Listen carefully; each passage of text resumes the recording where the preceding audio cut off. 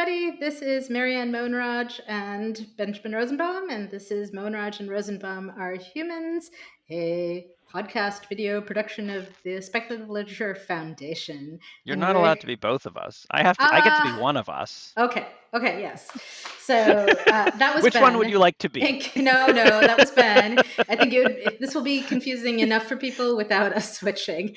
So Fine. You can stay Marianne and I will be Benjamin Rosenbaum. We could do an episode at some point where we try to do that. And I'm like, can I imitate Ben? I mean, our speech patterns are not so dissimilar. I have no knowledge of Jewish esoterica. So, or not even esoterica, like just, my common Jewish knowledge is also not that deep. So as a segue, our guest today, we have here today. Our guest today is Ruthanna Emrys. Did I pronounce that right? Yes. Okay. Thank awesome. you. Very happy to be here. Yay. We are delighted. Ruthanna is on the show mostly because Ben recommended her work, and I went and picked up a copy of her newest novel, A Half-Built Garden, which at the time of this recording is actually available for free on Kindle Unlimited. I don't know if it still will be by the time this goes live. And I was in love from like page 3. I mean, you start off this novel and you've got first contact, you've got people trying to manage parenting with a baby, you have a clearly complex poly or poly-adjacent kind of household, and I don't know, it just hit all of my buttons. I raced through the book, loved it, and then went and read everything else of hers that I could get my hands on. So yeah, that's where I'm coming to this. I've been recommending this book everywhere I've been going, really.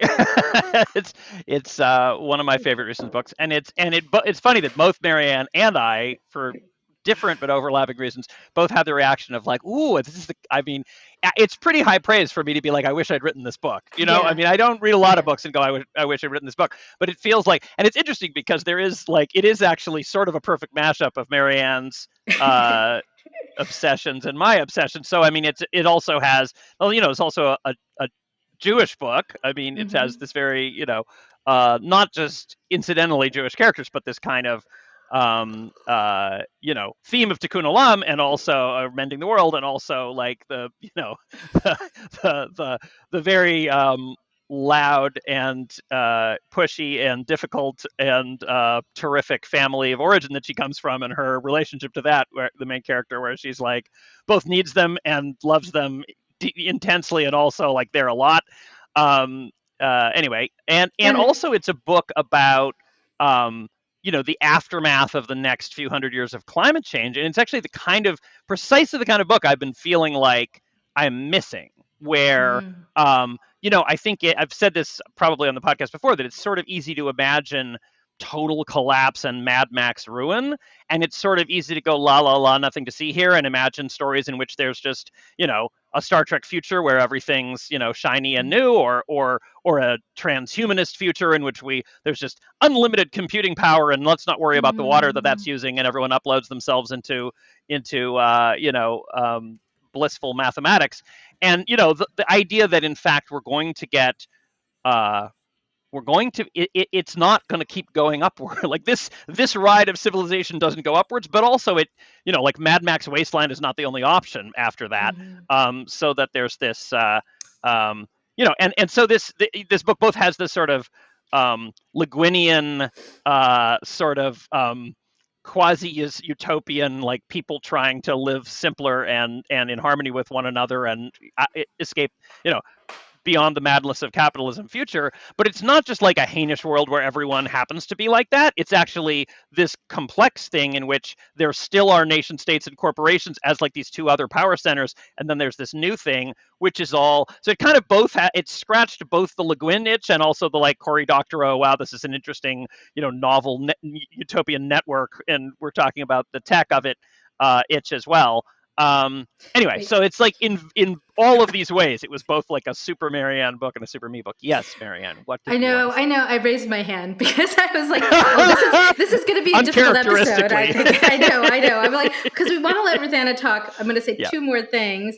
I think you say Cora Doctorow. I think also Ada Palmer does that kind of stuff. So if you like either of their work, you might check this out. And in terms of the Le Guinian, it actually reminded me of Becky Chambers' new series that starts with a psalm for the wild built. So, which is another, like, there was a technological world, there are robots, sentient robots, and then that's being contrasted with, everything went to ruin, and now we are trying to rebuild and figure out how to live better. So it definitely had some of that feel for me.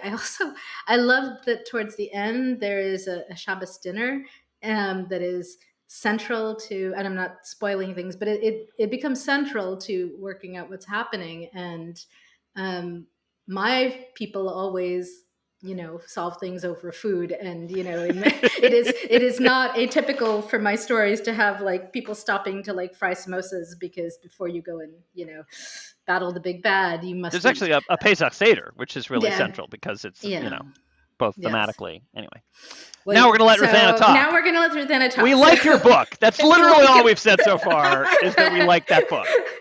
We like it a lot. So maybe we'll just jump off with, why don't you tell us a little about what you like about the book, or what led you to write it, or really anything you want to say. I'll just listen. Well, it's very funny to me always when people say it would be so easy to do X or Y, because I am in fact writing what is easy, in the sense that writing is ever easy for me to do, and all the things people say are easy to me seem very challenging. Like, what I want to write when I'm writing a future is I am wanting to write a map. If it's a future you don't like, how does one get here, and therefore how does one avoid getting here? If it is a Mm, positive future, which this was very much intended to be, you know, is there a line from where we are now to there, and what does that look like? And a lot of what I wanted to do with A Half Built Garden was first to create as realistically positive a future that you could get to from here as I could imagine. And that's been interesting, because occasionally people tell me that it's in fact to them quite an apocalyptic future. And I'm like, I looked at the IPCC reports, and I looked at the most positive, outcomes if we do the right things. And this is meant to be that. And then I was also interested in, so this is a somewhat Le Guinian question, in, the big loud family that she comes from is the giant household full of activists that helped get us from point A to point B. And Judy is from the generation that grew up with the beginnings of point B as a status quo. And she is a somewhat conservative, settled into the way things are done now and comfortable with it type of person, who is getting thrown into things are going to change again. So the other Yeah. question I was very interested in is, and this was from inspiration both from Ada Palmer's books and Malka Older's books, where you have this new form of governance that is doing all sorts of interesting things and facing new problems. And the question both, what does a form of governance look like that is tailored to solve climate change? And then what happens when it meets a problem that it is not tailored to Hmm. solve? Because I feel Yeah. like that's a lot of where we are now, is we have government that was designed to solve other problems, meeting problems that it is has a lot of difficulty with. Yeah. And I wanted to see, what does that look like with a very different way of running things and a very different problem, which, this being me, was inevitably going to be first contact, because that's a fun problem Ha. to try and handle. Yeah. Yeah. Yeah. I That's love. it's great. The point that Judy is a conservative is actually really interesting. I mean, it is really interesting that she is very often, and I love how there is, it's a book full of thought about ideology, and the book clearly has, in a sense, a position, in the sense that we are given, we are that this is a world you're invited into, and like you very strongly identify with Judy and her concerns and everything. But also, it's not like there's an authorial heavy hand, because you often have the sense that Judy is being unfairly paranoid.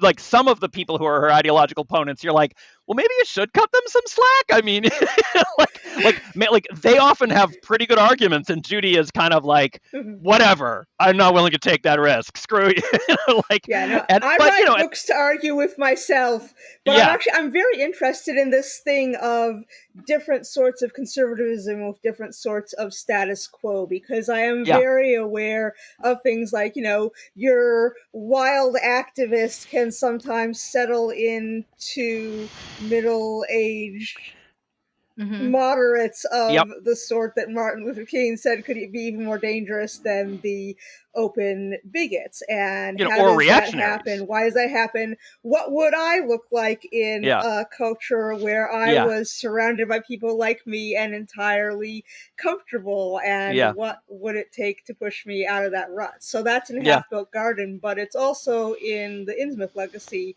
books. Mm. Afra Marsh is uh Hmm. very traditionally oriented, nigh immortal fish person Yeah, who, yeah, what that looks like is very different from what it looks like with people who are not nigh immortal fish people and who are right. from different cultures. And a lot of what I want to do with characters is, put them in if not a comfortable place, then a comfortable mindset, and then push them to think about and change that mindset. Yeah. So I think I have a question jumping off of that. So I'll frame it a little. I often say, I hope that, at some point my kids look at me and say, Mom, I can't believe how conservative you are on this thing, because it will mean that we've progressed, right, as a society, right? Mhm. So that is the arc I'm kind of hoping for. And I'm that fascinated that that's in future tense, because by the time my kids were your age, your kids' age, they were definitely raking me over the coals daily. Anyway. mine are not quite there yet. But but they're maybe not quite as politically active as your kids.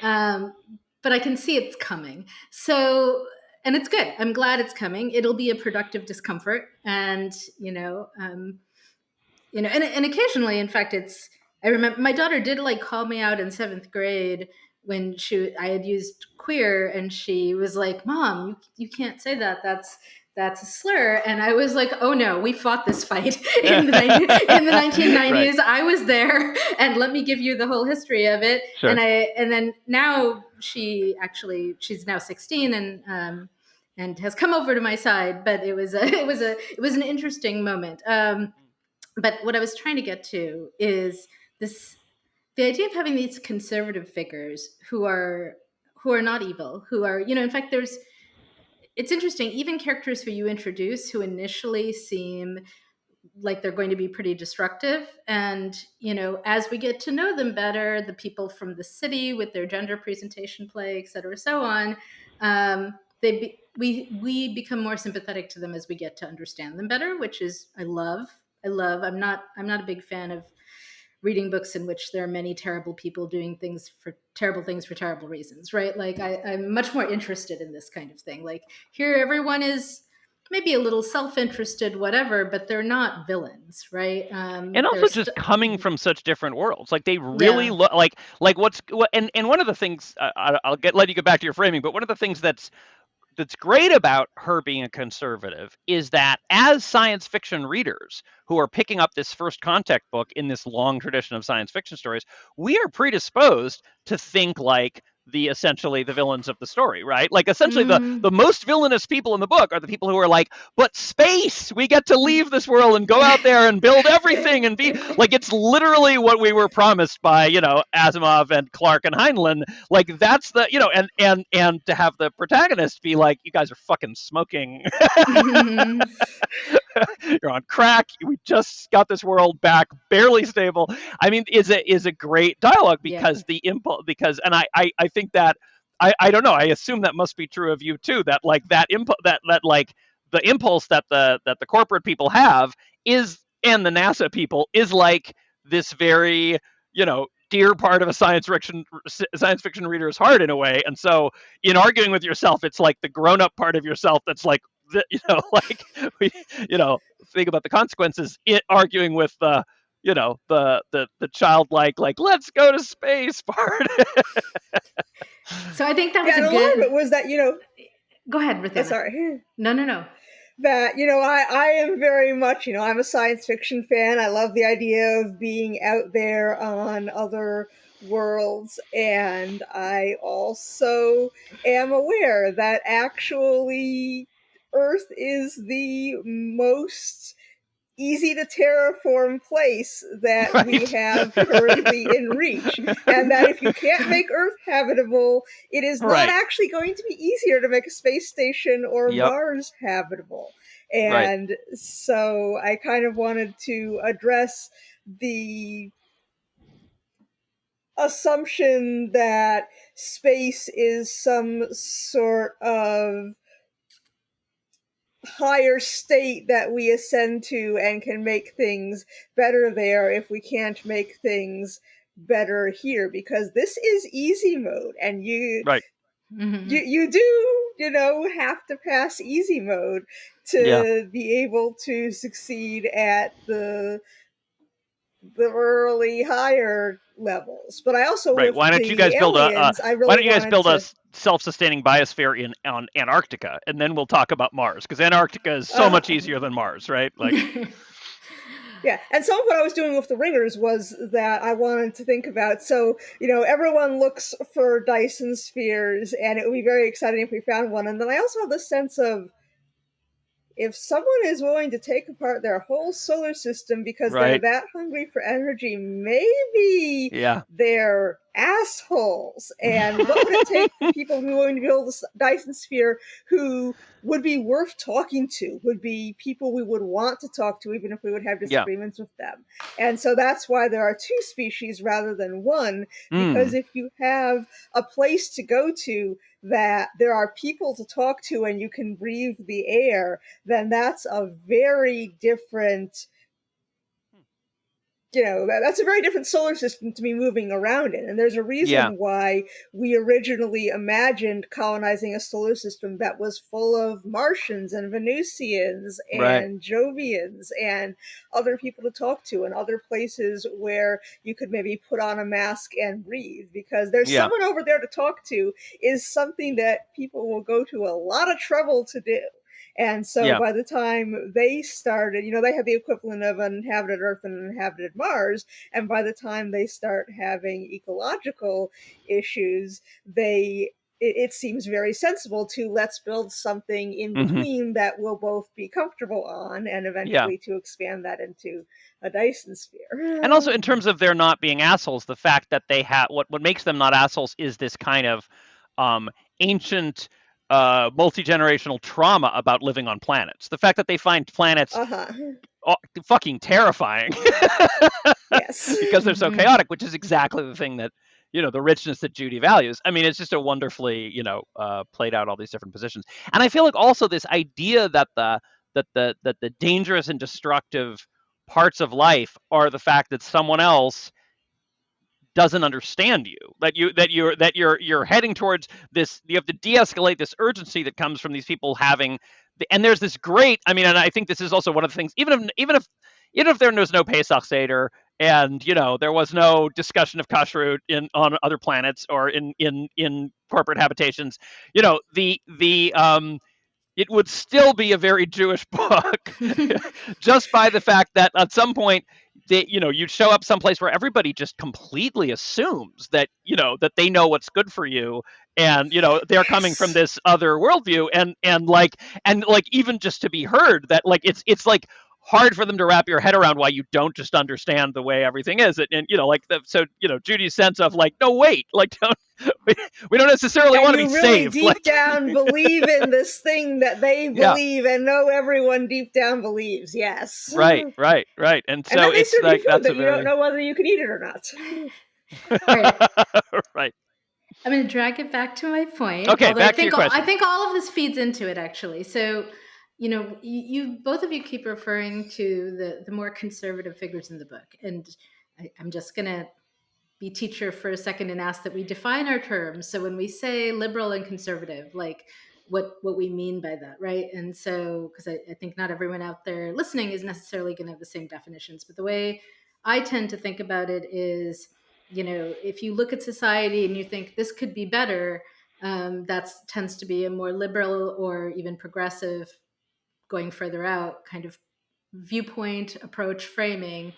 If you look at society and think there are good things that we have that are precious and must be protected, I think of that as a more conservative viewpoint, right? And so, which we could explain why, change is scary and frightening, right? Like we've had, change in the past has hurt us, right? So, Yeah. so And just as it, liberal goes towards progressive, conservative goes towards retrogressive, which is what we see a lot of in the real world. Is there are these either imaginary or bad for everyone else good things in the past that people want to return to. So when I say characters are conservative, I don't mean that they're bigoted. I don't mean Right. that they are trying to take away rights. I mean that they find value in a status quo or a current way of thinking that they want to hold on to. Yeah, and that it's one of Which those is very things different that from the way I talk about it when I'm talking about the present.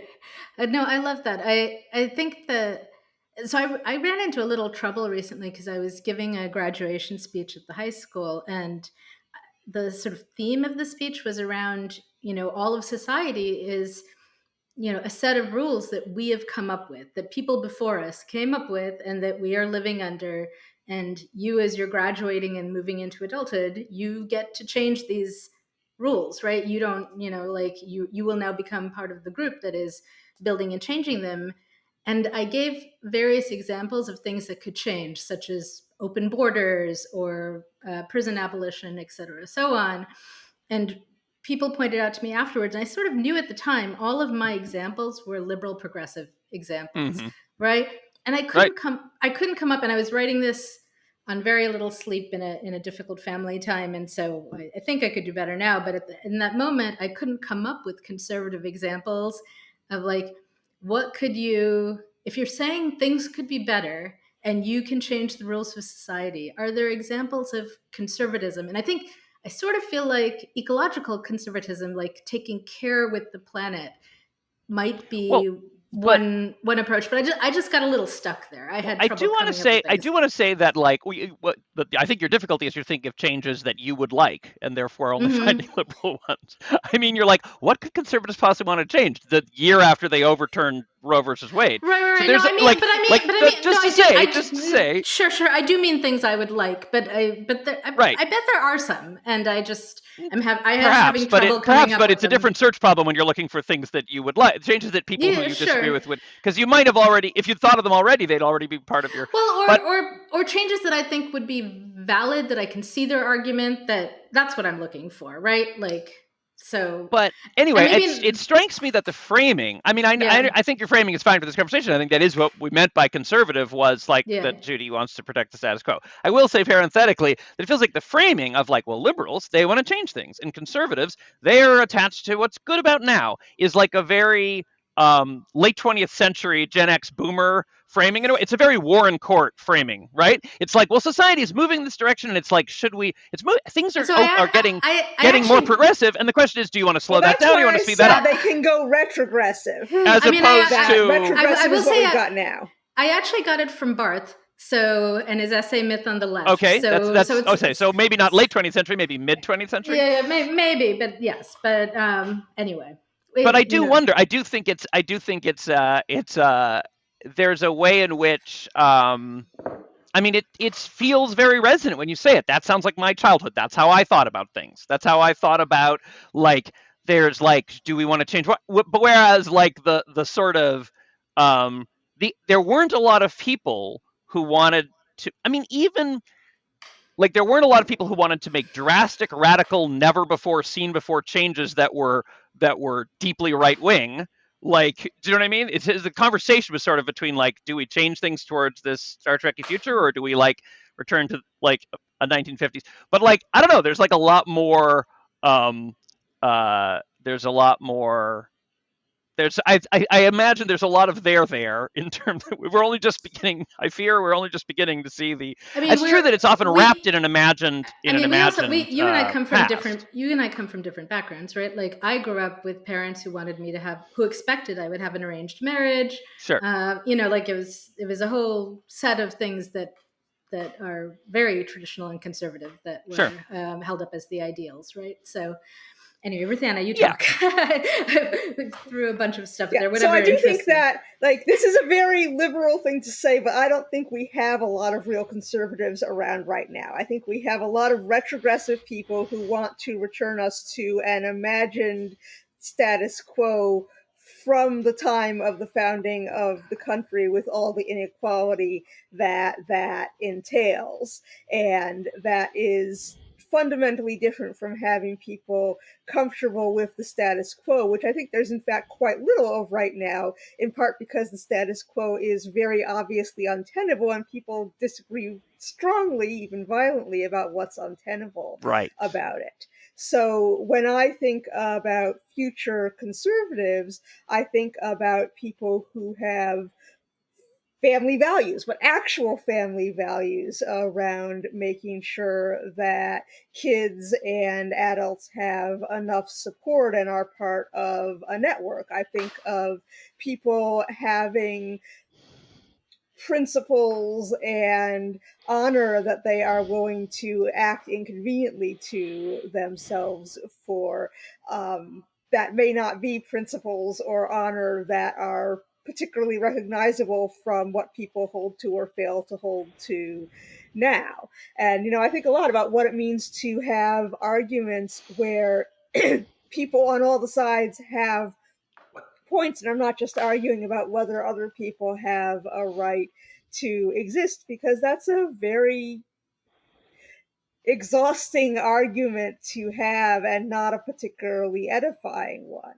And people often talk about liberals being in bubbles, and I always think about the fact that I live in a very liberal but very diverse neighborhood. It's in fact one of the most diverse neighborhoods in the country, and the people who are running for town or county council, we have a big house with 10 people in it. We have a big porch. People show up on our porch because it's a place to get some shade when they're walking around knocking on doors. And also we will answer the door and argue about politics. And we will argue about politics with these people who, if they were running at the national level, we would have no argument with. So, my wife is a stay-at-home mom. She will go out for 2 hours and argue with the town council person about affordable housing. And these are useful arguments. They're good arguments. They're meaningful arguments, because everyone is starting from the agreement that everyone involved is a person with rights and dignity. And we have all the goal of, making it continue to be a livable town where everyone can afford a place to live, and just disagree about how to get there. Or we get into arguments with our neighbors about the school board, but we don't get into arguments about whether my giant queer family has a right to exist. And I think sometimes the society we live in now forgets that these types of arguments are different from arguments over whether or not people have rights and get to go around being themselves. Yeah, That is sort of a side thing, but it really does feed into the way I think about what future arguments. I don't know if it's a side thing. I feel like it's kind of central, because in a way, in like there's two things. One is that essentially you what we're saying is you've written a future in which you would have the ability to be a conservative, right? Like, right? Yes. I've created a future of myself in which I would be able to be a conservative, in which I would be able to like be suspicious of changes to the status quo. That's kind of this utopian project, and the other thing is that in a way it's like the the the thing that feels the most like an escapist pleasure about the book, the way in which the book is most like an escapist fantasy, is that everyone in it has really good points. Like that there's nobody like that's such a pleasure. It's such a pleasure for and the arguments are often, I mean, there's lots at stake and it's sometimes terrifying, and like people are definitely like not necessarily playing nice. Like, there's plenty of like um, um, animosity and it's not all kumbaya. But even the people who are like doing bad things, you know, that they, that is, they're still doing it in this way that's very principled and in Yeah. which is possible to kind of like de-escalate and come together. Like there's still, on some sense, I mean, practically, we never, there are people who we never entirely know whether they're acting in good faith, I guess, but like there is which also feels very realistic. Like there's sort of like we don't have access to everybody or everything, but the book is full of so many like really good arguments in which the people who the protagonist disagrees with also, and so there's a way in which it's a luxury to be in a world in which, Yes. all of the points are good. Yeah, I mean, I do think that's not. I mean, I think that's mostly my experience serving in local government is that, Yes. I'm 6 years in now, and I am also in a very, very liberal town in Oak Park. And um, so I can't speak for how it is anywhere else. But here we are in agreement. Generally, we want the kids to be safe and healthy and have every opportunity, regardless of, ethnicity, et cetera, and so on. Like people are for that. And then it becomes a question of methods, right? And I think what's been startling to me is the number of times that I've actually been convinced like to take affordable housing for an example, right?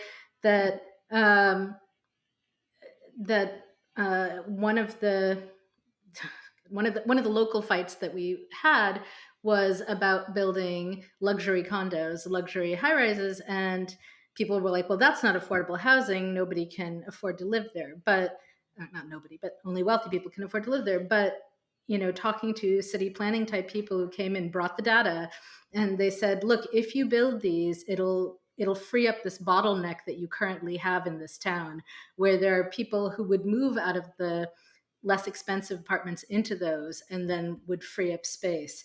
And sure, you could, in theory, build the low income apartments and dedicate it to that, but you'd have to find the money. Whereas there are developers who want to build the luxury places.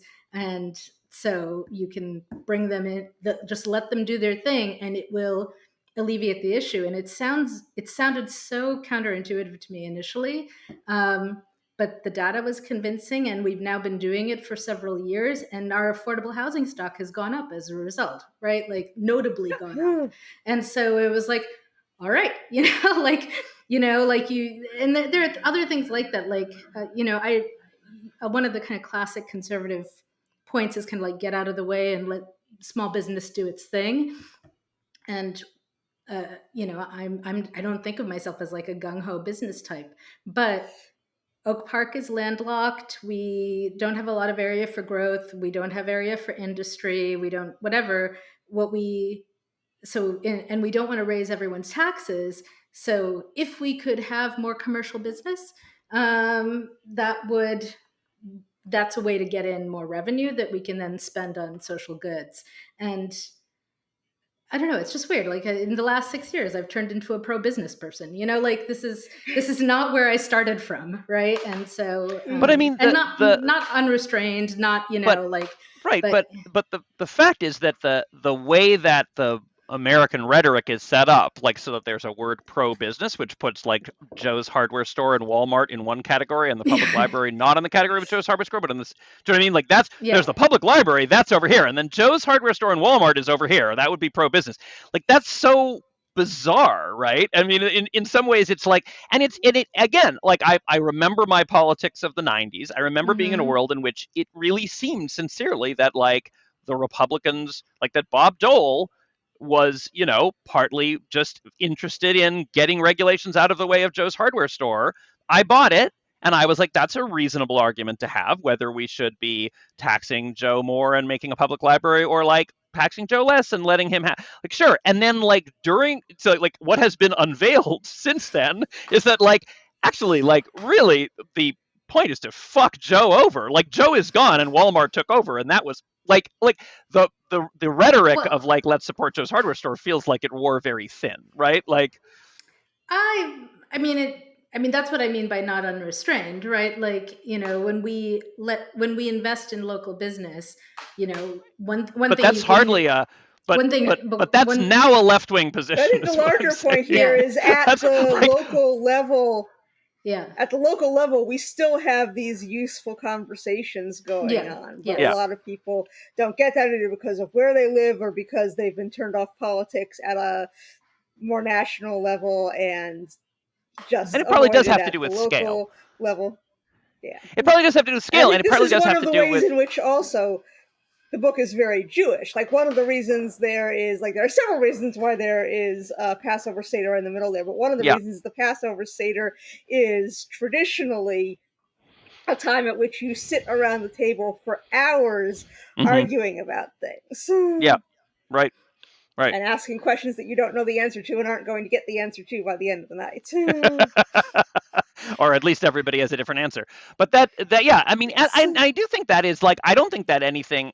Yeah, like most people around, like what happened to national discourse that these positions that the fact that like things moved so much that the like hmm that like that Nixon's economic policy is now super far left, right? hmm Like Nixon's economic policy or Eisenhower's economic policy is closer to Bernie Sanders than anybody else, right? hmm Like and that partly has to do with scale, right? Like that if you're talking about a local town meeting, also I don't think it's only in a liberal place, like also probably a local town meeting in, Montana is often probably like a lot of people sincerely trying to solve actual yeah, problems. yeah, But part of what happened is that on the national level, first C-SPAN came in and then the internet came in and everybody is incentivized. Like it's now incentive. The reason you get Marjorie Taylor Greene talking about Jewish space lasers is that that's what the structure affords. That's how you win. Because partly because everything's so gerrymandered that seats are so safe that you don't care about winning elections, you care about winning primaries. So the hmm question is not, can you convince most people? The question is, can you point the diehard extremists in your own party against the other guy. Like, so therefore you just get a structure where you end up with like space laser people, right? I mean, that doesn't mean that the average person wouldn't be willing to sit at a town council meeting and actually solve things regardless of their political ideology.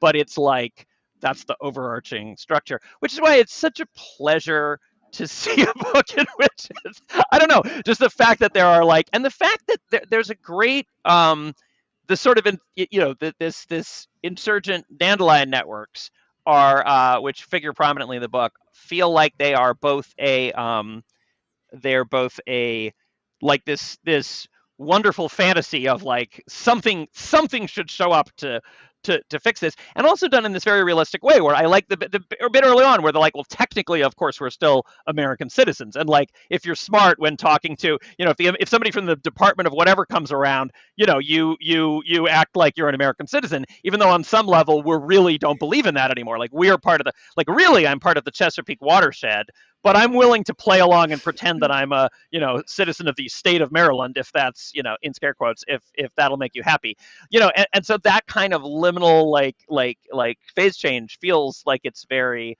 grounded as well as being this daring invention. um Yeah, and the dandelion networks are actually, they are the most hard science fiction thing in the book because they Yeah. grow out of my experience with citizen science and crowdsourcing platforms and people working on these ways of using platforms to structure debate and decision making and data collection. Hmm. And so they seem to be very doable, but there's also this sort of flip in the way that people think of technology, in that rather than building a technology and making people think in the ways that they need to use the technology, we are building technology around the ways that people think, and with the goal of having people be better at making decisions, more, you know, better mental health, more able to integrate their online lives with an awareness of the world around them. So some of it is building from existing technology, and some of it is really more of a shift in how philosophy of technology than in the technology itself. Yeah, and that's also something that feels very like Le Guin for 2023. In a way that is very deeply like in not sort of like, well, there's this planet and everybody they have spaceships but they don't use them, they just use ox carts, like what I mean. That's the sort of like this sort of heinous world. But this is like this thing where there's a lot of technology constantly being used, but in this way that's very interesting, because like there's a lot of things they don't have, like they don't use it to go fast, and they don't use it, and there's also not really robots and AI. There's a lot of um very intent, like the dandelion networks and things like that. There's a lot, their lives are very entwined with networking and communications and Moore's law, but not in this sort of stereotypically science fictional way where it's like, we made the thinking man brain in a box. Anyway, you know what I mean? Where it's like more like this is part and parcel of their, Odonian like sharing village. It's like the Odonian sharing village, and then let's look at the network protocols that runs on. Like that's the part of the pleasure of it. Um, Can I just throw in one other thing I was yeah. thinking about when you were talking earlier about the different people coming together and having these arguments and so on? This book also really reminded me of the graphic novel March by Representative John Lewis, Hmm. which is mostly people sitting around and talking about, what is the best way to achieve voting rights, civil rights, and in a very violent and difficult time that he lived through. And I don't know. I'm really fascinated by that kind of book. Also, Molly Gloss's The Dazzle of Day, which is Mm. Quakers on a generation ship. And the whole novel is a Quaker meeting as they are trying to make a very difficult decision. And so, I don't know. Yeah. So There's there are a also couple. definitely Yeah, and Go ahead. yeah, everyone says Le Guin, and then the other major influence on it is Marge Piercy's Woman on the Edge of Time, I was just because going to say that, and also he, the she, and it. Mouth of Mattapoisett is like that. That is the positive possible future that lives rent free in my head from Mm. when I was in my teens. I have to say, you It can also take. feels like it's very connected to he, she, and it in a way, like Yeah. the other another Marge Piercy. That's You know, I read He She It for the first time after I read the book, and I was like, oh really yes, if I had read the book first, I could not deny that this was an right. influence. But I hadn't read Retroactive it. influence. That happens to me a lot too. Well, I'll Actually, just. that happens. That's true of your book too. It's now a retroactive influence. All the things I wrote before I read Half Built Garden are now retroactively influenced by Half Built Garden. Well, I was Um, I was just going to say, I think this set of texts that we've talked about here would make an amazing poli-sci course, like the basis for a course, right? And kind of how do humans make these decisions? Anyway, I got to have two other things I want to ask about. One is I'm kind of curious about which of these things. I mean, you sort of talked about the dandelion networks as being um, coming out of your own actual work. I'm sort of curious how many of which things in the book, you drew from where, or which things are, from either from life or are homages to literature, or are like your own thought experiments. Like, is there like I'd be curious. I'm just sort of curious about things that are in it. Should we? I Should we? also Oh, want let's to see. say, because we haven't talked about it yet, I will just say it briefly, that the design of the aliens is really fun. Like that the aliens are like that there's these two species of aliens, and they feel so rich in like the way that their biology works, and there's all these throwaway things like occasionally we hear about like pheromone dramas and whatever where there's clearly like this huge implied backstory about their world and what they're like. Anyway. Well, I'm going to be disciplined and say we should break and come back, let Ruthanna think about her influences, and then come back for part 2 of this and start with that. Does that work? Okay.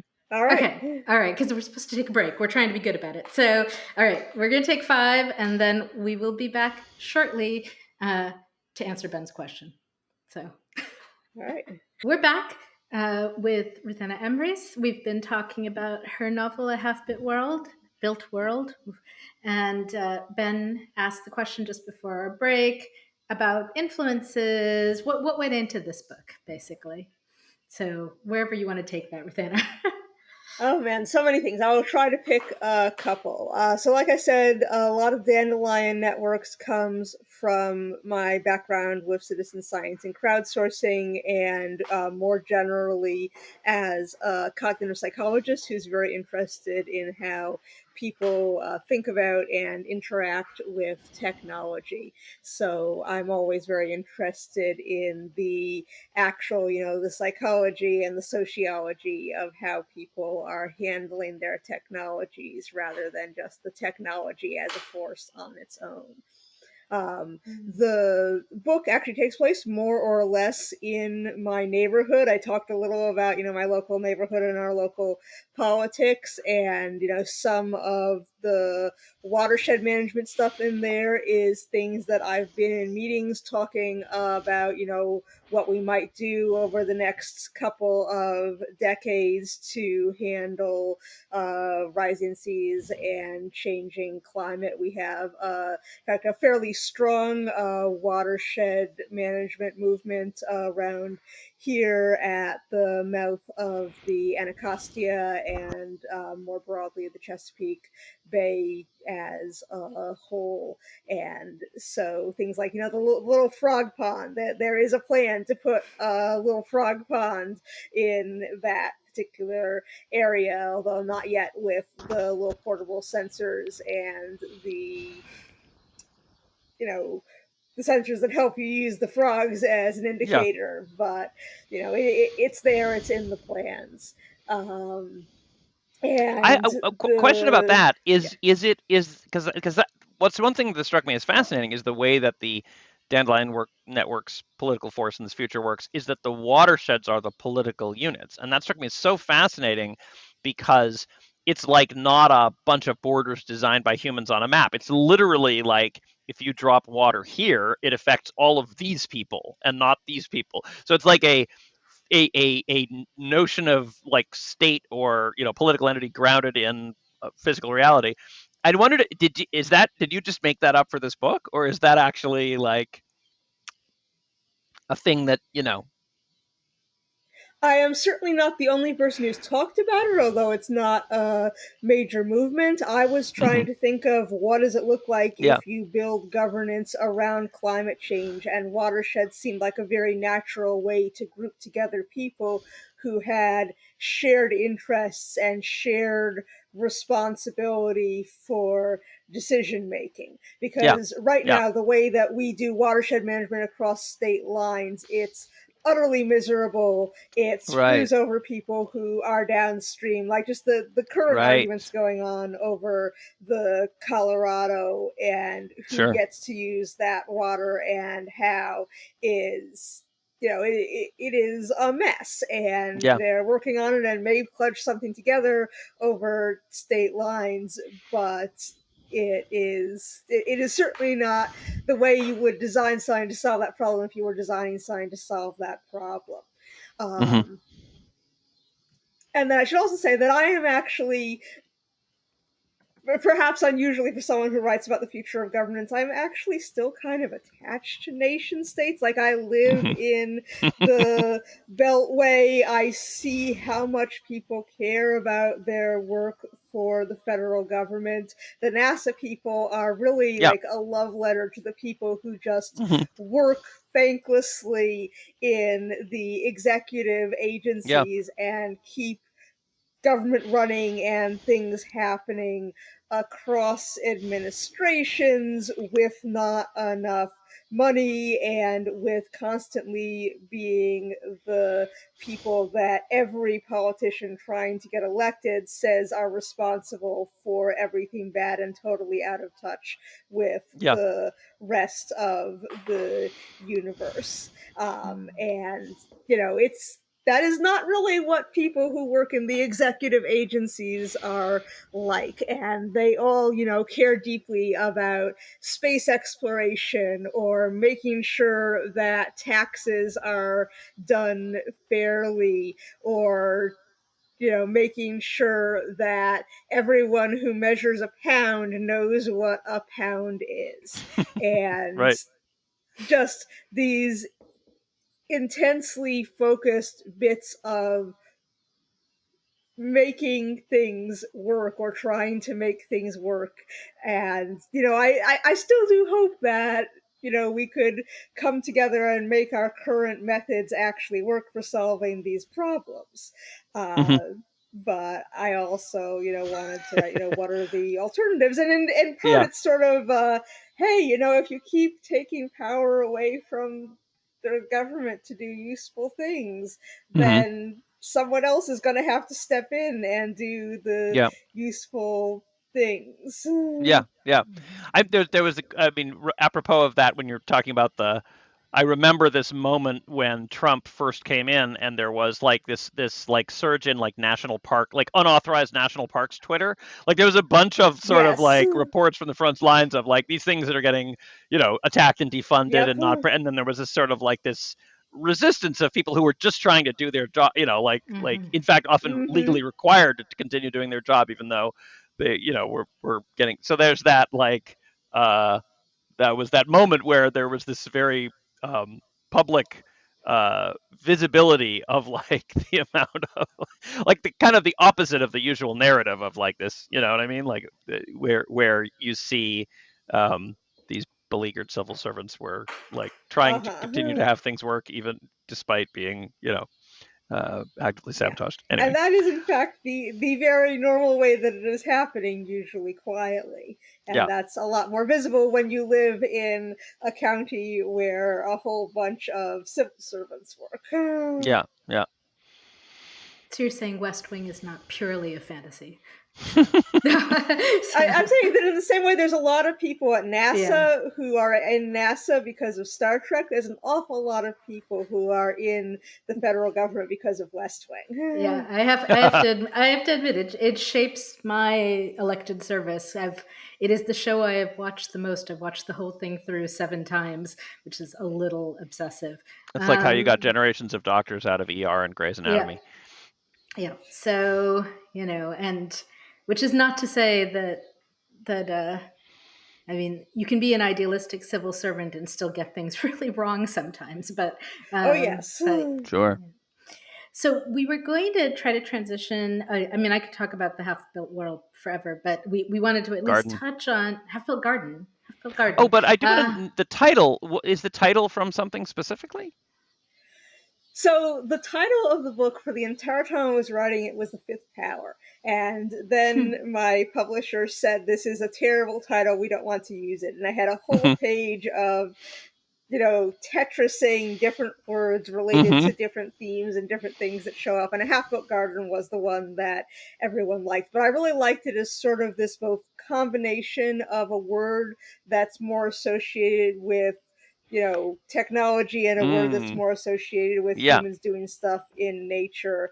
And it really seemed to fit well with me to the way that everyone in the book feels like they're in the middle of some generations long Yeah. project. hmm. I also just want to say that it's kind of a Jewish theology course in 3 words, because you have the notion of the garden, which is kind of like both the, purported original ideal state and also the ideal end state. And then you have the notion that like the work is not, it's not incumbent upon you to finish the work, but neither of you are you free to desist from it. Like, Yes. this sort of, like eternal like process of, we're Hmm. never quite done mending the world. Like that just Yes. struck me as a very powerful image. Mhm. Anyway, but we want to talk about the other one. Maybe we can transition. Yeah.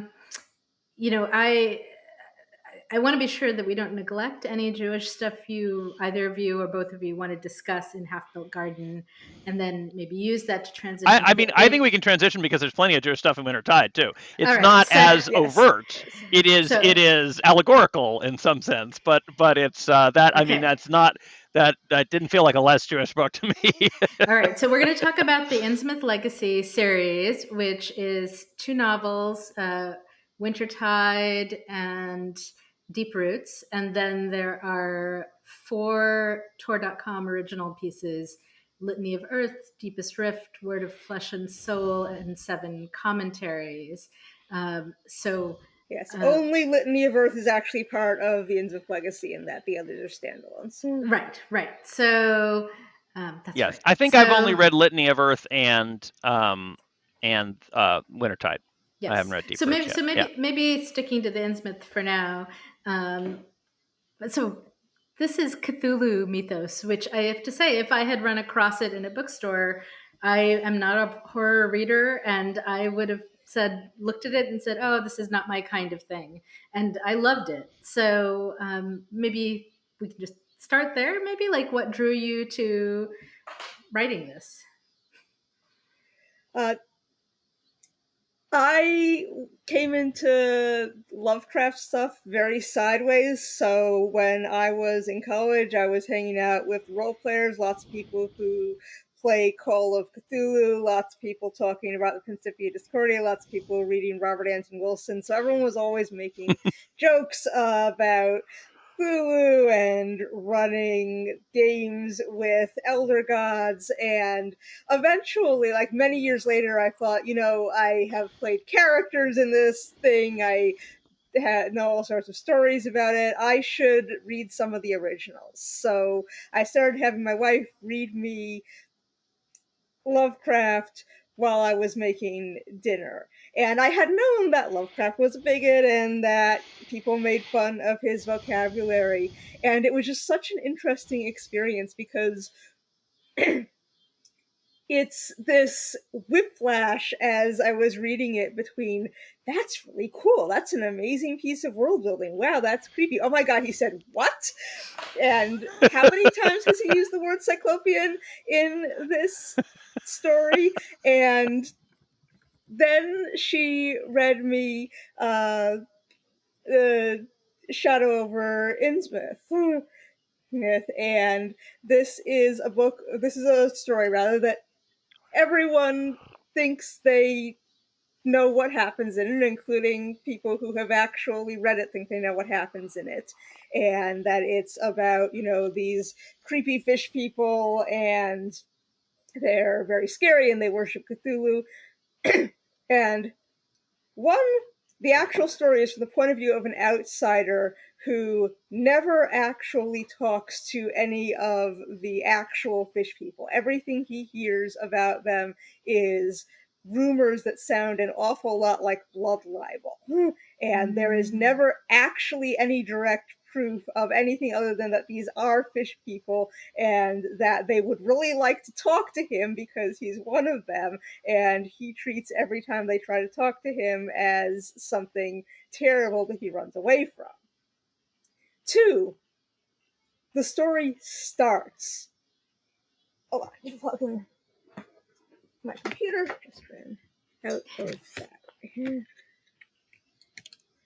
2, the story starts, and no one ever talks about this somehow, with telling you what's going to happen at the end, which is that the government is going to raid Innsmouth and put all of its people in concentration camps. That is the start of the story. And somehow, for some reason, I was not inclined to assume that people who get put in concentration camps by the government are bad guys. And that shaped the whole way I Yeah. read the story. And just afterwards, like, I remember walking around the house going, no one needs a story about oppressed fish people in a concentration camp. No one wants a story about oppressed fish people in a concentration camp. Everyone And needs a story thankfully, my household about told me fish that, in people. fact, they would like a story about oppressed fish people in a concentration camp. So I wrote a story that has not ever gotten published and Mm. was really just, look, there are oppressed fish people in a concentration camp. And then while I was not getting that one sold, I started to write the second Aftermarsh story, which was Litany of Earth, and that's the one that came out and shaped everything else. But I remain shocked to this day, not only by the fact that there are not 50 stories about that are shaped by this horribly bigoted story, starting with people getting put in a concentration camp and then being told that they're the bad guys and are sacrificing kids. But by the fact that so many people have said that I made that up, that they do not remember this part of the story, and that that Wow. was very clever and imaginative of me to Yeah. imagine that that would happen. Right. I had also not remembered it, but Can I ask a question? Could one of you define blood libel for the audience, just in case people aren't familiar with the term? So one of the common things that happens over the centuries in anti-Semitism is that Jews get accused of using the blood of Christian children for various ritual purposes. Need I say right. that we do not do this, and indeed blood is not kosher. Among the reasons. Nice. Many reasons, so many reasons. Yeah. Yeah, go ahead. No, go ahead. Yes, it's a weird kind of inversion, and it was the typical trigger of lots of kind of early pogroms, like Middle Ages Western European pogroms were like, and sometimes in other places, but that was a yeah. I'll pause to insert for anyone listening that Ben is releasing soon, maybe a game, Choice of Games, where still working on. Soonish. He's very close to done. That you get to play an interactive game, text game, where you're in a village and there's a threat of a pogrom hanging over the village. It takes place during the May 1881 wave of sort of the first modern pogroms in the Russian Empire. Yes, and it's kind of you to say that it's almost done, but I have opened up the hood and pulled out all the parts now. No. So it'll be done at some point. But yes, the Ghost and the Golem coming eventually to Choice of Games. Anyway, the about the I don't think you ever actually say. I mean, I haven't read the last novel, so no spoilers. But I don't think you ever actually have Lovecraft on screen as a character. But in my headcanon, I do not. In my headcanon. Oh no, I do. I do have him briefly unnamed in the second book. Oh, okay. Because in my headcanon, he's basically like this is this move that I kind of love when people do it, where it's like Lovecraft was writing nonfiction, and it's like polemical, bigoted, not like he's writing these screeds against Deep Ones and associated folks. And so what we get from Lovecraft is this, like it kind of works perfectly that Lovecraft would be writing this purple prose and horror stories or whatever, like in directing his bigotry, which after all he did about really existing people too. Why not also these really existing people? And it also is interesting to me that it's a similar kind of. I mean, I enjoyed Lovecraft Country, Matt Ruff's book, but it's a different kind of inversion, and this is sort of like a deeper twist where it's not just like, well, let's have it be the privileged people summoning the evil elder gods, but it's really like the othering is this it's more daring in a way and fascinating to have the really othered people, including like the Yith. I mean, not even just the deep ones, but and also that you don't. I mean, there's another thing about it. So obviously the reason I was saying this is just as Jewish a book as the other one, despite the fact that it's not a lot of Jews on the page. I think there are some, but it's not. It's mostly metaphorical. But the thing you said about like, I wonder if they took the good. I wonder if those are really the bad people who eat children who they took away to the concentration camp.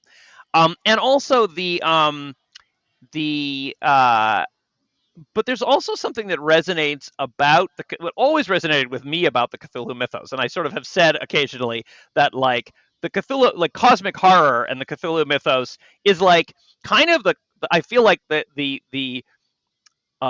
best take on like the theology of the Book of Numbers. You know what I mean? Like there's like the idea um uh like cosmic horror is a big emotion in the Hebrew Bible, right? Mhm. Like typically when they talk about people, uh, they a lot of times the Psalms that everybody are praising somebody for like being a follower of God. It's like Yireh Adonai, like those who are fucking terrified. And sometimes and it's I think it doesn't work very well to reduce that to like, well, God is this kind of bully and he's like a bad king and like do what he says, you suck up to him, because it's much weirder and more bizarre and more profound and more existential than that. It's not just like some, I mean, it's it's like a sort of shallow atheistical or anti-clerical reading of the text is like God is a psychopathic bully who's picking on people, but really God is more like a heart. Like even God is terrified of God often in the Bible. Like it's a like there's a sense of like it just feels like the Cthulhu mythos often feels like the closest in terms of like the sort of and the whole thing in Lovecraft of like realizing your like vast insignificance and like how like that you're this meaningless speck consumed by dark force, like by ominous forces, is like, so like the fact that in the books there are people who are like, oh yeah, that's totally our religion, like that resonates very much for me, given also the sort of and again we've talked about theodicy, I think, on the podcast before, and about like Yeah, one of the you know major Jewish things that I'm playing with there yeah is, how do you handle your religion when bad things keep happening? How do yeah you explain that God did not come in and and save save us you, and right, still have a relationship or spirituality yeah, when you still desperately need one, but you also know that, you know, you cannot count on being rescued and can in fact perhaps even count on not being right. rescued. And so Right, right, there's it's a different religion doing that, but part of a lot of what I was yeah, doing in that book, and the reason why there really are so many people from different intersectional identities, is to so for me, one of the fascinating things about reading Lovecraft hmm is that you are getting this direct, unfiltered look at the id of someone who is genuinely terrified of the other and is yeah, totally unself-conscious about it. Like, yeah, Lovecraft is not trying to put any sort of intellectual justification or anything on yeah, his bigotry, because he believes that this is just so transparently things that are terrifying hmm and yeah, things that are wildly alien. And he's also dead, so it's a relatively safe way to hmm look at that. So a lot of those books for me are what is the same and what is different hmm about bigotry and the experience of oppression for bigotries and oppressions that really do exist, and this fantastical one hmm that has many things very different about it. What would continue to be yeah, universal? What could a deep one talk about with a post World War II Jewish guy who hmm is trying to avoid getting arrested for being gay in the 40s? right, And what is different for them? right, or with her, or with the Japanese family that finds her in the in Yes. the desert Yeah. camps. Yes. Yeah, Yeah, I was thinking, I'd love you to send this book to George Takei because I want to know what he thinks of it. I think he might love it. So, hmm. given all the work he's done on Japanese internment, but Yes, Yeah, I would hope so, because I did end up taking a couple of autobiographical details for uh, the older codas from oh some of his autobiographical writings. So I hope wow, you appreciate that. yeah, I also what you're saying about what I get both of you were saying about this the alien and the kind of um, instinctive. I don't know. It's reminding me of when I teach Dawn, Octavia Butler's Dawn, and Mm. to a lesser extent, Bloodchild, the short story. But she starts off with this kind of premise of this human woman wakes up on a ship, meets an alien, and has this very visceral repugnance, right? Like a bodily throwing up reaction, Mhm. right? Hmm. And it's always interesting talking about that with my students because I, I wonder, I wonder, would we actually react that way to the alien? Would we have that kind of visceral response to something that's like, well, kind of an uncanny valley thing or whatever it is, like, Mm. this is just wrong, right? Hmm. And I don't know. I think that's interesting. I think it's interesting. Like, I feel like that's not as present in most science fiction I read, right? Most golden age and up science fiction that I grew up with, you meet the aliens and it's all about first contact, and they're basically like us, and it's finding the commonalities, Hmm. and maybe they're more violent or whatever it might be, but they're not. It's not like a bone deep whatever. And I think you Yeah, do to it me, in different. one of the core questions of horror as a genre is what is scary and what should we Mm. do about that? Mhm. Mm. Hmm. And then depending on how you answer both of those questions, then that affects what subgenre you're in, and sometimes whether you're actually Mm. in horror at all. Yeah. Because if you're in science fiction, then the reaction to this is viscerally terrifying, maybe okay, but take a deep breath and try to talk to them anyway. And there's a Mhm. little of that in Deep Roots, because in there I am using the Migo from Whisper in Mm. Darkness, Mhm. and having them be something that Afra finds viscerally horrifying on Yeah. several different levels, and yet is Yeah. trying to talk to and Yeah. be polite to and negotiate with. And there's like, I feel like Lovecraft had what he thought were very obvious only possible answers to those things, and Mhm. part of the fun of playing in his sandbox is to Right. argue with him both about what is terrifying and what you should do about it. One of the Yeah. reading experiences in my life that just sticks out to me is, at one point I was reading Michael Crichton's Prey for a project on how we think about, at the time, nanotechnology. And Mhm. for those who haven't read Michael Crichton's Prey, and I do not recommend it as a read, is it is a book about people have invented nanotechnological swarms of AI powered sensors, and they have been programmed to stick together as swarms using the flight patterns of pack hunters. Mm. Mhm. And therefore, because this is Michael Crichton, they have become pack hunters that want Mhm. to eat people. Right. And but one of the main characters is a developmental psychologist. And when it is discovered that these nanotechnological swarms have attained sentience, she's like, well, obviously, I've got to go out and talk to them and study their Mhm. development, Mhm. which is, of course, my reaction as a Yeah. psychologist.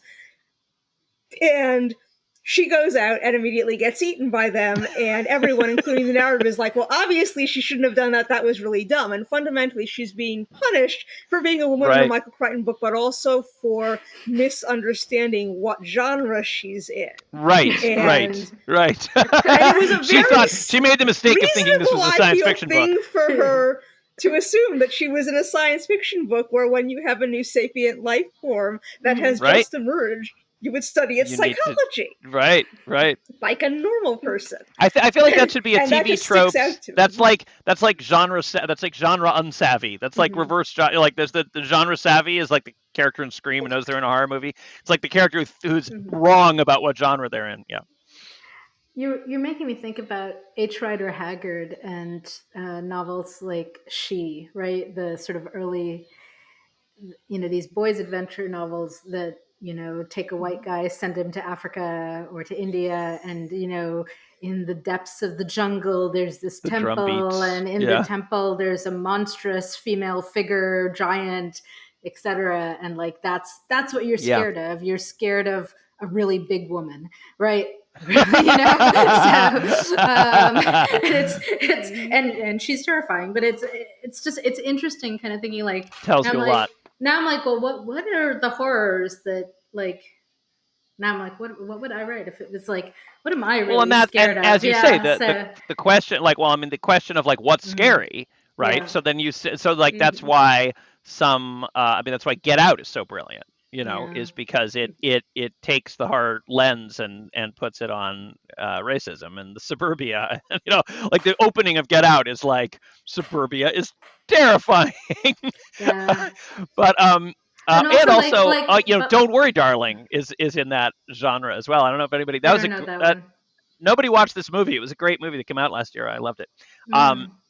it's kind of like Get Out, except about sexism.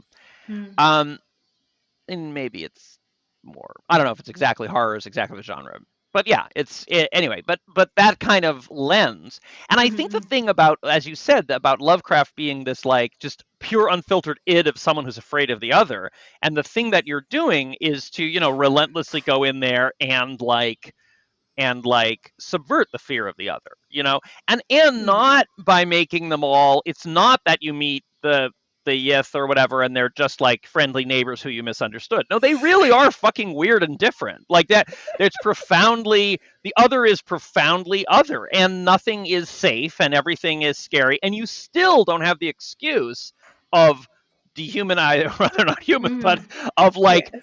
treating as monstrous. I mean, they are monsters, but treating as monstrous, you know, the other for being other. You know what I mean? Like it's like, and that there's the distinction between, kind of like the in a way naively assuming that the other is not going to be dangerous because deep down they're like you, is another kind of like demonizing, stigmatizing the other, right? Because it's like not accepting the other as actually other. Um, anyway, so there's this great relentless commitment to keep to rein in the impulse to like reject the other for being other. And it's very, Yeah. we keep riffing on how Jewish these books are, but like literally the way that, when people are often like, oh, like people like to reduce the ethical injunctions as like be nice to other people, love your neighbor or whatever. But like the interesting thing is it's actually It's like in the Judeo-Christian Hebrew text, values. it's about being the stranger, right? It's like you should love the Hmm. stranger because you were strangers, right? That you were strangers in the land of Egypt, so you'd Hmm. have to take care of the stranger, and it's like the strange part of stranger is important, right?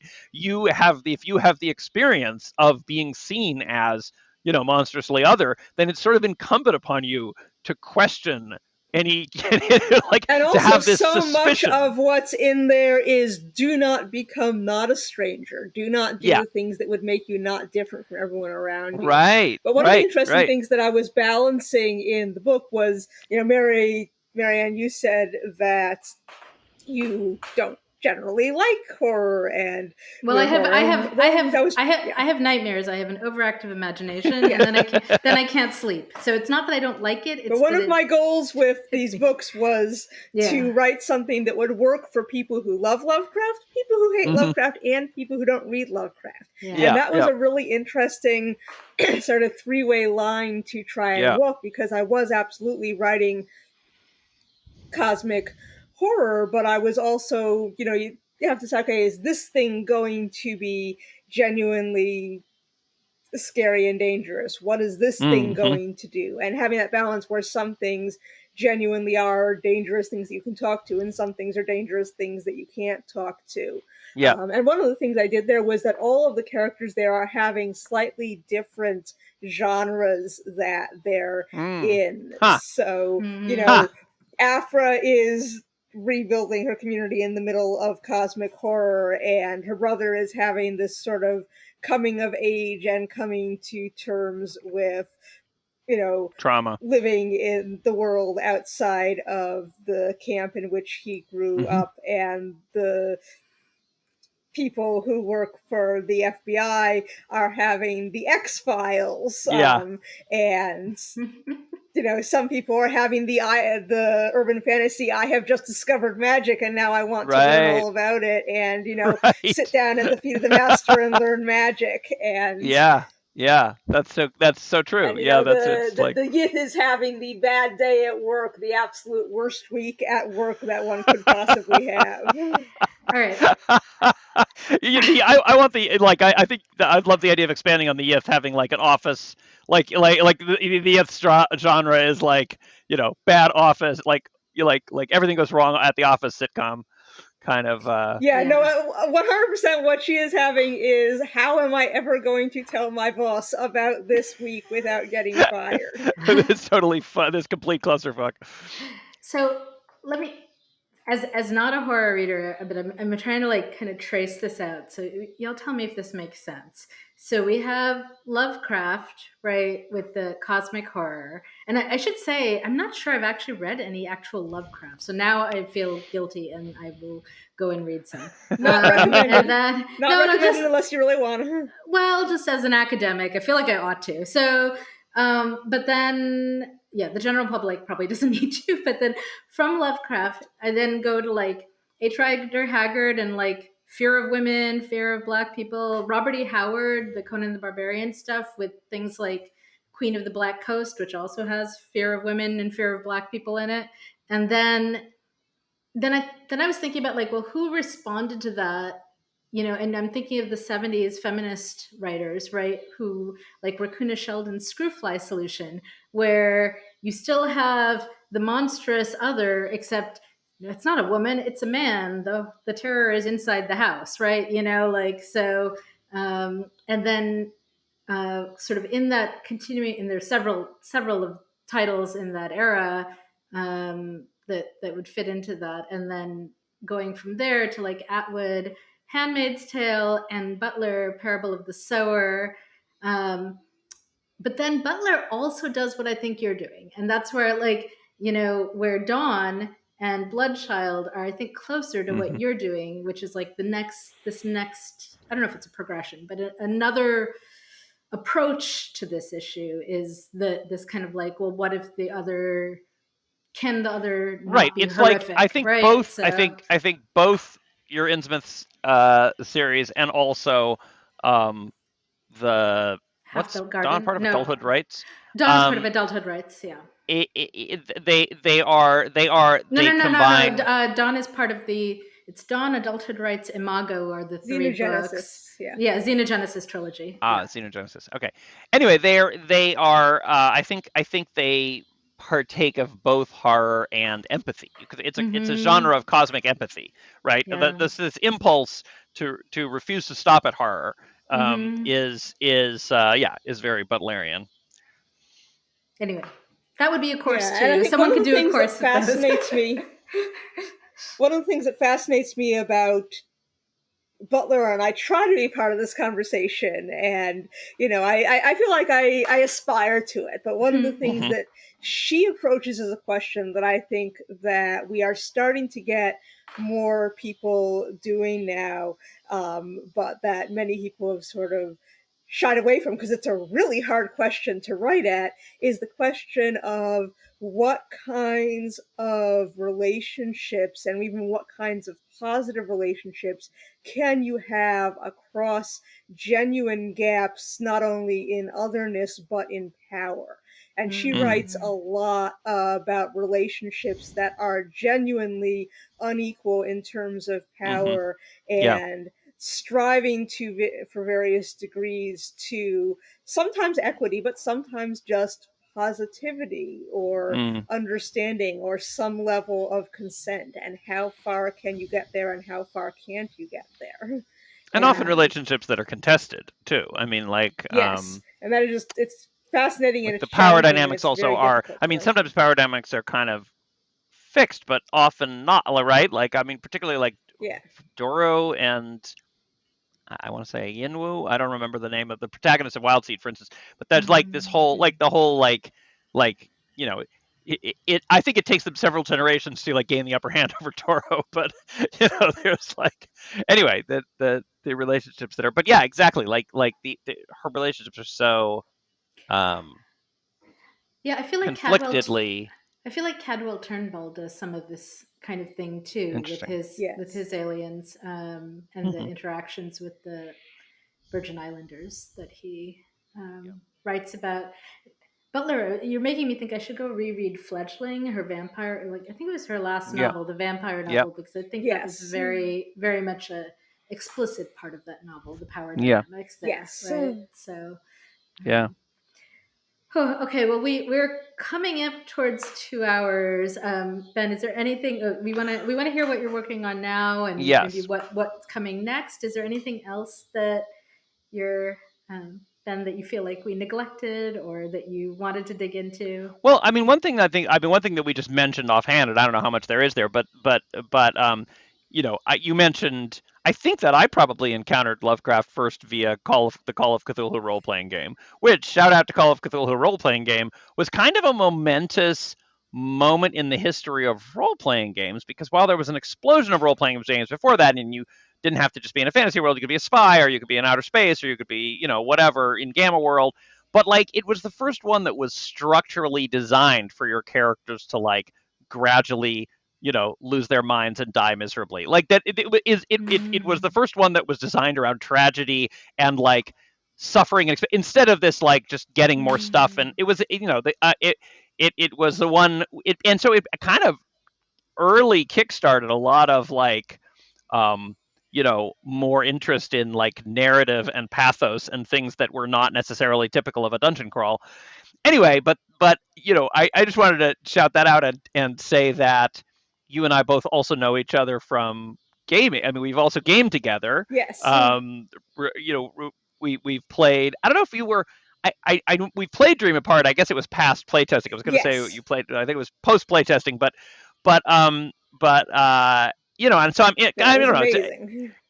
Yeah, thank you. But I kind of want a Belonging spin-off set in your Innsmouth series. Like I feel like a bunch of Mm. Cthulhuoid characters That would be fun. as a marginalized group. Anyway, but the thing I was going to say is, if there's anything you want to say about it, I'm curious about how, um, I know that's a big part of. I mean, I think you told me, your role playing group evolved into your household. I don't know if there's anything about how that influences your work, or or your relationship to it, or whatever.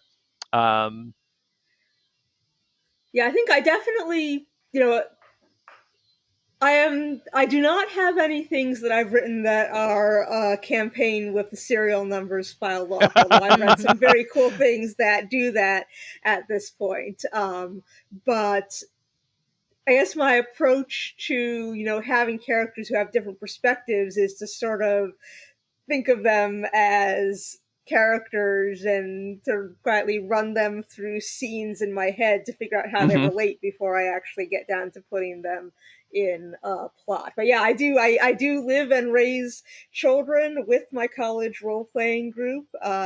We had a little bit of Call of Cthulhu, lots of extremely homebrew fixed up World of Darkness. Our Mhm. kids are now starting to play Changeling and D and Mhm. D, and have conversations with us at the dinner table about the issues with alignment. So it's sort of the framework for a lot of the way that we discuss relationships and different Yeah. perspectives and ethics and Cool. Yeah. Hmm. Anyway, back to Marianne's question. What are you working on? What are you working on now? What's next? Now I am working on a less optimistic future that is sort of dealing with my worries about non sapient AI and the potential bad ways that things like dandelion algorithms could go. And Mm. also high Mhm. seas adventure drama with people trying to run from privateers. So Cool. Awesome. just got started on that, but I think it's moving. That's terrific. That sounds Can't wait. great. I'm looking forward. So I don't know. I'm going to go back to just raving for a sec and just say I read a lot, right? I read a lot of books and I read very widely, and I just want to say the Half-Built Garden, which I somehow cannot pronounce, but the Half-Built Garden was my favorite book that I've read in the last year. Like just Thank blew you. everything else away. So I'm going to be recommending it to everyone under the sun, and there's just so many things I enjoy about it. And I definitely think Becky Chambers fans should take a look. I think they will love it as well. So that was what I wanted to end with. Ben, do you have any last No, thoughts? this is a case where we I made Marianne read the books and we were like, we got to get her on. We love this. We're fans. That's if that's not Well, clear thank by you for now. having me. It's been a lot of fun. Yeah, it's great to have you. So awesome. So Ruthanna Emrys, The Half-Built Garden, The Innsmouth Legacy, various other Tor.com pieces. Do you want to say where people can find you online and so on? I have a Patreon under my name. I am still kind of on Twitter under r_Emrys, and I'm r_Emrys at Wandering Shop on Mastodon. Excellent. Cool. So, all right. Thanks so much, everybody, and hope to talk to you again at some point. It would be awesome. This has been Mohanraj. And Rosenbaum are humans. Are humans. I guess. Well, and it's fine if we're not, right? And it's fine if we're not. What we've learned from Ruthanna's book. Cosmic empathy. Yes, cosmic empathy. I love that. So, okay. I almost feel safe now to come out as non-human. We'd have to change the name of the podcast.